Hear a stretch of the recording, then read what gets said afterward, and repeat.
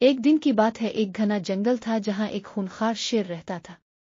وہ جنگل کے تمام جانوروں سے خوفزدہ تھے کیونکہ شیر بہت طاقتور تھا اور جب چاہتا کسی بھی جانور کو اپنا شکار بنا لیتا تھا۔ اسی جنگل میں ایک معصوم بکری بھی رہتی تھی۔ وہ روزانہ سبز گھاس چرنے کے لیے جنگل میں نکلتی اور پھر شام ہوتے ہی اپنے گھر واپس چلی جاتی تھی۔ ایک دن بکری اپنی مستی میں چر رہی تھی کہ اچانک شیر اس کے سامنے آ گیا۔ بکری شیر کو دیکھ کر بہت خوفزدہ ہو گئی، اس کا دل تیزی سے دھڑکنے لگا۔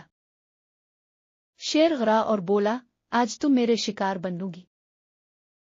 بکری نے ہمت سے کام لیا اور کہا، جناب شیر، میں جانتی ہوں کہ آپ جنگل کے بادشاہ ہیں اور آپ سے بچنا ممکن نہیں، لیکن اگر آپ مجھے ابھی نہ کھائیں اور تھوڑا صبر کریں تو میں خود آ کر آپ کو اپنا شکار بننے دوں گی۔ شیر حیران ہوا اور بولا، یہ کیسے ہو سکتا ہے؟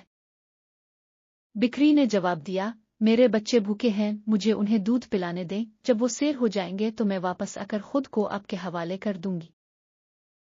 شیر نے بکری کی بات پر یقین کر لیا اور اسے جانے دیا، لیکن بکری موقع ملتے ہی تیزی سے اپنے گھر کی طرف بھاگی اور وہاں پہنچ کر دروازہ اندر سے بند کر لیا۔ جب شیر کو احساس ہوا کہ بکری نے اسے چالاکی سے دھوکا دیا ہے تو وہ غصے میں دھاڑا، لیکن اب کچھ نہیں ہو سکتا تھا۔